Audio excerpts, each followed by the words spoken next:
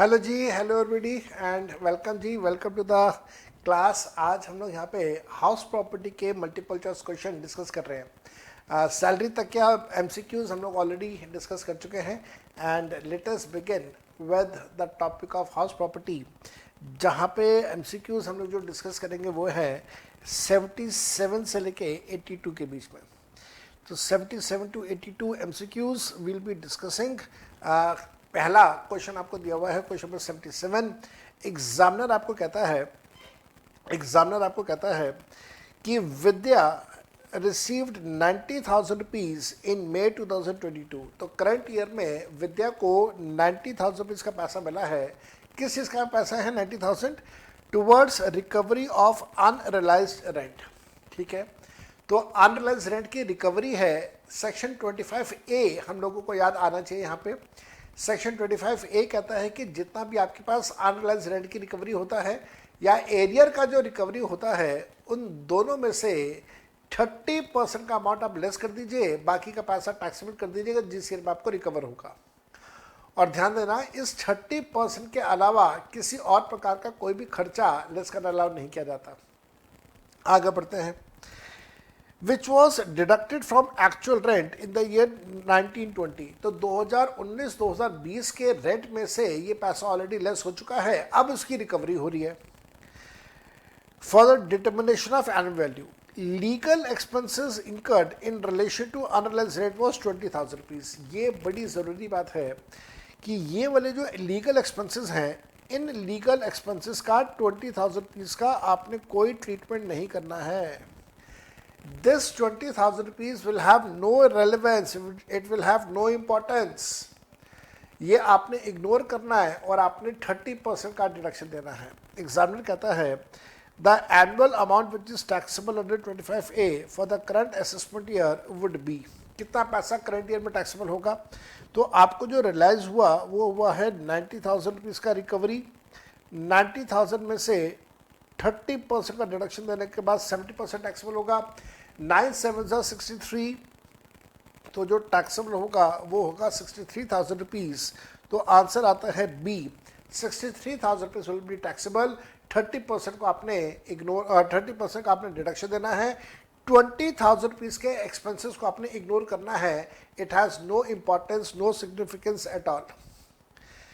Question 78, examiner कहता है कि गणेश एंड राजेश को ओनर्स हैं एक सेल्फ ऑक्यूपाइड प्रॉपर्टी के। तो ये ज़रूरी वर्ड है कि प्रॉपर्टी सेल्फ ऑक्यूपाइड प्रॉपर्टी है। दे ओन 50% शेयर ईच, तो दोनों का 50% की हिस्सेदारी है इस प्रॉपर्टी के अंदर, जो कि जॉइंटली ओन प्रॉपर्टी है।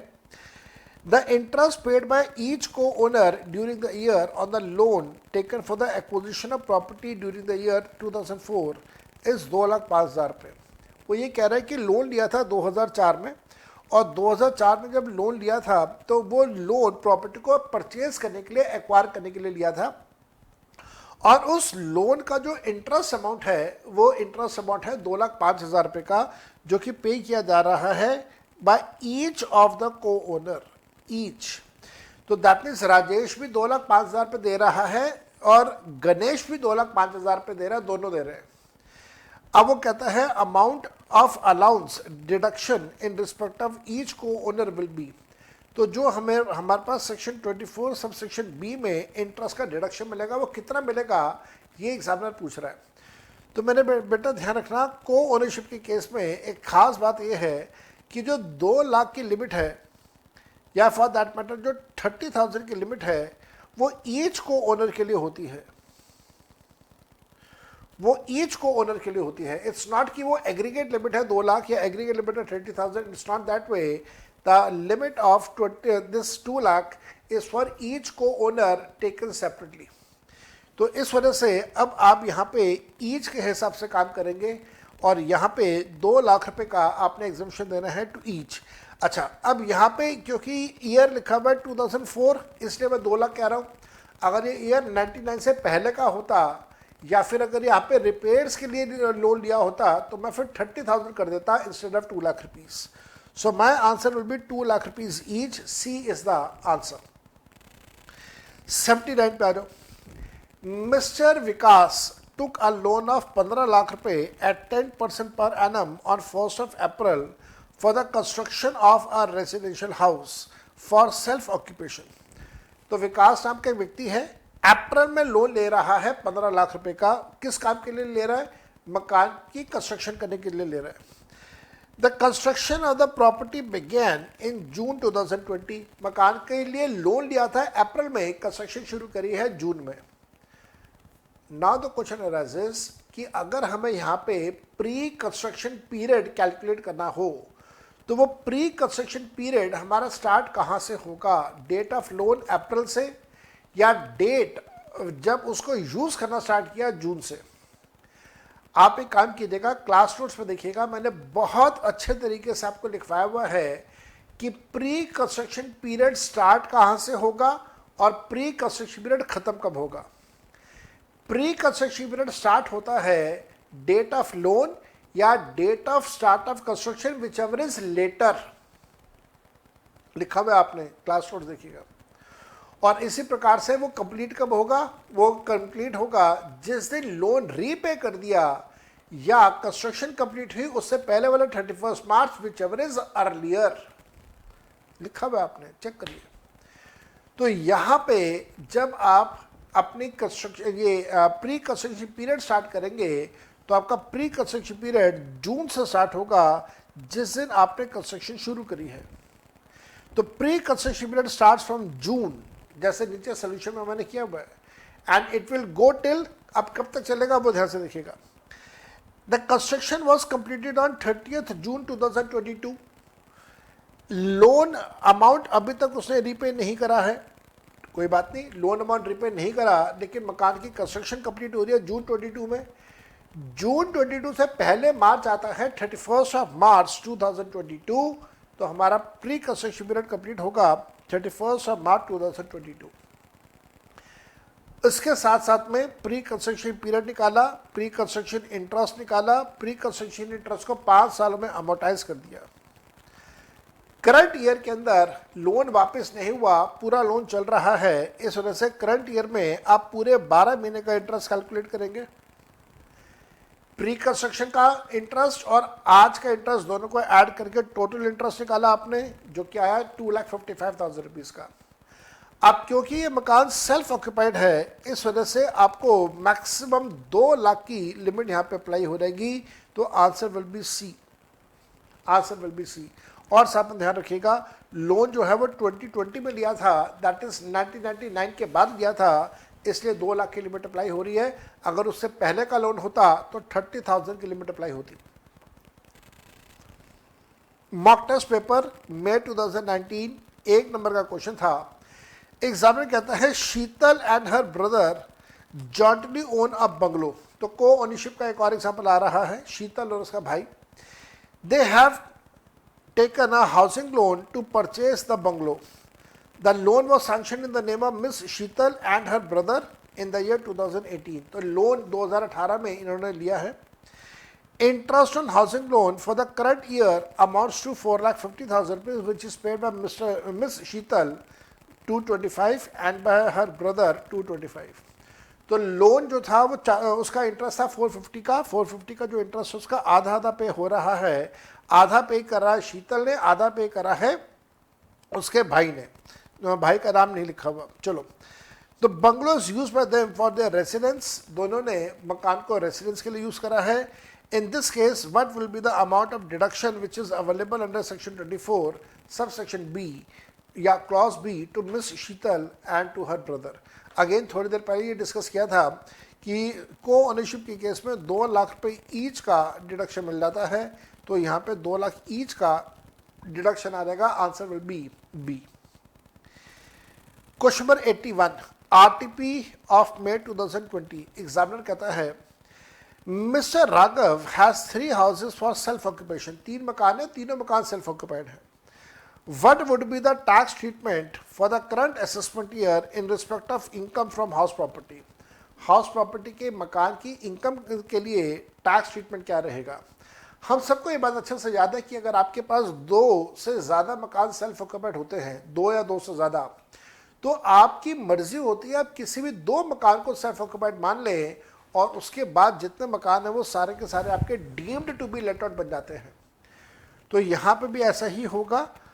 ऑप्शंस पढ़ देता हूँ। Option A, one house at the option of Raghav would be treated as self occupied, गलत है। Second, two houses at the option of Raghav would be treated as self occupied, ठीक है, यहां तक तो ठीक है। आगे, the other house would be deemed to be let out, ठीक है ये statement. C, one house at the option of assessing officer would be treated as self occupied, बकवास, गलत। To houses at the option of assessing officer, ये भी गलत। तो जो भी दो मकान हैं वो दो मकान का ऑप्शन किसके पास है? दो मकान का ऑप्शन एसएससी के पास है। Two houses at the option of SSC would be treated as self occupied, rest would be deemed to be let out. मई 2023 लेटेस्ट एग्जाम का आरटीपी के अंदर क्वेश्चन आया था। एग्जामिनर कहता है Virat has a house property in Chennai which is let out to mister Sumit. Virat ने अपनी प्रॉपर्टी सुमित को लेट आउट किया है चेन्नई के अंदर। फॉर द एक्विजिशन, और लेट आउट है, इसको ध्यान रखिएगा, लेट आउट है, लेट आउट वर्ड लिखा हुआ है। Mister Virat has taken a loan of 30 lakh rupees at 10% per annum on 1st of April 2016. He has further taken a loan of 5 lakh rupees at 12% per annum on 1st of July towards repair of the house. तो मेरे बेटा 1st of July के आगे देखिएगा 1st of July 2022 लिखा हुआ है। तो अगर 1st of July 22 लिखा हुआ है तो फाइनेंशियल ईयर जो करंट ईयर है 22-23 उसमें कितने महीने आएंगे? अप्रैल, मई, जून, 3 महीने छोड़ देना, जुलाई से लेके मार्च तक 9 महीने आ जाते हैं। तो 9 महीने का इंटरेस्ट आपने कैलकुलेट करना है। He has not repaid any amount of loan so far. What is the amount of interest deductible under section 24B to Mr. Virat for the current assessment year if he has opted for provision of section 115 BSc? अगर वो 115 BSc की provision opt करता है तो भी उसको 24B में पूरा डिडक्शन मिल जाएगा क्योंकि प्रॉपर्टी लेट आउट है, क्योंकि प्रॉपर्टी उसकी लेट आउट है। सेल्फ ऑक्यूपाइड में डिडक्शन नहीं मिलता, लेट आउट में मिलता है। तो लेट आउट के केस में अब आपने इंटरेस्ट कैलकुलेट करना है। एक बात, पहली बात इसमें आप ये समझेगा कि इसके अंदर प्रॉपर्टी की कंस्ट्रक्शन का डाटा नहीं है कि प्रॉपर्टी को कंस्ट्रक्ट कर रहे हैं, इस तारीख को स्टार्ट हो रहा है, इस तारीख को खत्म हो रहा है, वो तो है नहीं। तो इसका मतलब सिर्फ आपने करंट ईयर का इंटरेस्ट कैलकुलेट करना है। तो अगर आप करंट ईयर का इंटरेस्ट निकालते हैं तो आपको यहाँ पे दिया हुआ है 30 लाख का लोन, तो 30 लाख का 10% अगर आप कैलकुलेट करेंगे तो आ जाएगा 3 लाख रुपए। और उसके साथ साथ में वो ये कहता है कि जो आपको 5 लाख रुपए दिया हुआ है उसका 12% कैलकुलेट करना है। तो आप 5 लाख का 12% कैलकुलेट करेंगे, 5 12 60, तो ये टोटल आ जाता है 3,60,000 रुपीज़। नहीं, मैंने गलत कर दिया, ये जो 60 है इसको भी तो 9 महीने के लिए करूँगा मैं। अभी मैं समझा रहा हूँ 9 महीने और कैलकुलेशन करते हुए फिर मैंने 12 महीने का कर दिया। 5 लाख 5 था ना, हाँ, तो 5 लाख का 12% 9 महीने के लिए कैलकुलेट करूँगा मैं। कितना आएगा जी? 5 लाख का 12% 9 महीने के लिए, 5 लाख का 12% 9 महीने के लिए आ जाता है 45,000 रुपये। तो 3 lakh plus 45,000 is equal to 3,45,000। तो 3,45,000 रुपये का इंटरेस्ट का डिडक्शन मिल जाएगा। आंसर आ गया 3,45,000। C is the correct answer, C is the correct answer. ठीक, तो यहाँ जाके आपके हाउस प्रॉपर्टी के क्वेश्चन कंप्लीट हो जाते हैं। मैंने आपको लेटेस्ट एग्जाम तक के सारे क्वेश्चंस करवा दिए हैं। तो बिजनेस एंड प्रोफेशन के जो क्वेश्चंस हैं वो नेक्स्ट सेशन में करेंगे। तब तक के लिए bye bye and take care of yourself, enjoy yourself.